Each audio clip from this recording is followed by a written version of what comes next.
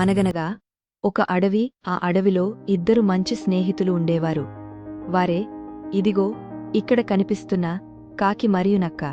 ఒకరోజు ఉదయం నుండి వాళ్లకి తినడానికి ఏమీ దొరకలేదు. మధ్యాహ్నం కావస్తుంది. ఆహారం కోసం వెతికి వెతికి అలసిపోయారు. అప్పుడే వాళ్లు ఆలోచించి ఒక ఒప్పందం కుదుర్చుకున్నారు. ఇద్దరం కలిసి ఒకే చోట వెతికే బదులు వేరువేరుగా వెతుకుదాము. ఇద్దరిలో ఏ ఒక్కరికి ఆహారం దొరికినా పంచుకొని తిందాము అని. కొంత సమయం వెతికాక కాకికి ఒక మాంసపు ముక్క దొరికింది. దానిని తీసుకుని ఒక పెద్ద చెట్టుపైన కూర్చుని తినసాగింది. అప్పుడే అటుగా వస్తున్న నక్క చూసి ఆశ్చర్యపోయింది.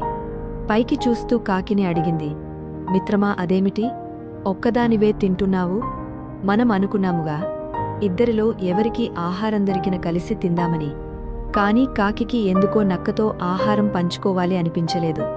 నక్క తనని అడుగుతున్నా వినపడనట్టు నటిస్తూ దిక్కులు చూడసాగింది. కాకి ఉద్దేశం నక్కకి అర్థమయ్యింది.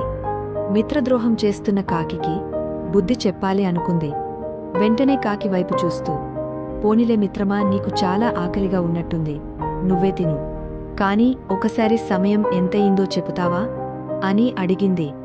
నక్క మాటలో పడిన కాకి నోటిలో మాంసపు ముక్క ఉన్న సంగతి మరచిపోయింది. సమయం చెప్పాలని నోరు తెరిచింది. అంతే, కాకి నోట్లో ఉన్న ముక్క కింద పడుతుండగా నక్క అందుకొని తినేసింది.